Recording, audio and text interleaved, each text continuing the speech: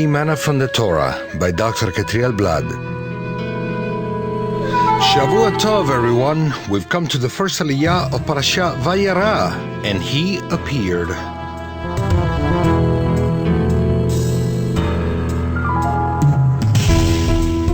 This aliyah is found in Genesis 18 from verse 1 to verse 14. Today we will be reading verses 13 and 14. The Lord said to Abraham, "Why did Sarah laugh and say, 'Shall I indeed bear a child, now that I am old? Is anything too hard for the Lord? At the appointed time I will return to you, about this time next year, and Sarah shall have a son.'" Why did Sarah laugh?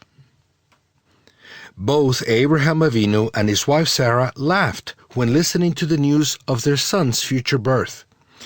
This shows us, in the first place, that they were happy people who expressed their feelings. Their relationship with the Eternal consisted not only of a serious and reverent fear, but also of joy and happiness, as it is written in Psalm 16, verse 11.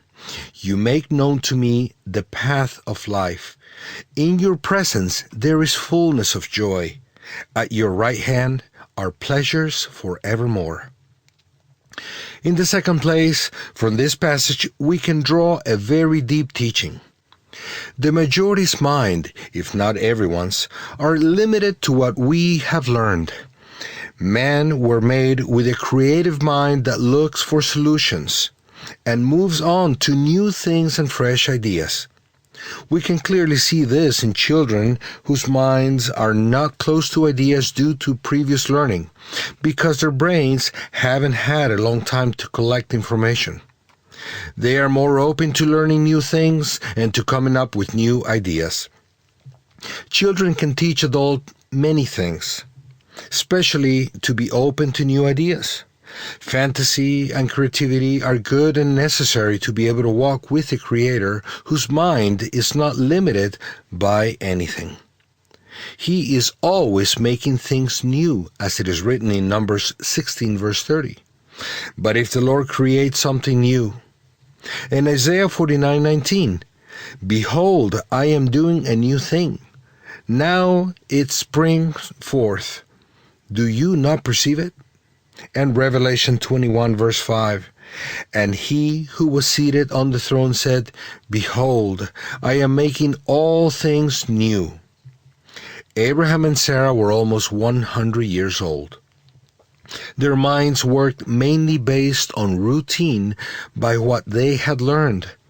Even if their minds had been opened considerably due to what they experienced when coming out of their small world to live in other countries, their thoughts were still limited for what the Eternal wanted to do in their lives. When the angel came to announce the birth of their son, they could not receive such a wonderful message. Their reaction was common to most people with a limited and narrow mind. They thought it was a joke. The divine news caused a confrontation with all they had learned throughout their lives, and that caused them to laugh. The name Yitzchak means "he will laugh," and it is related to what our fathers did when they received such a message of a supernatural birth.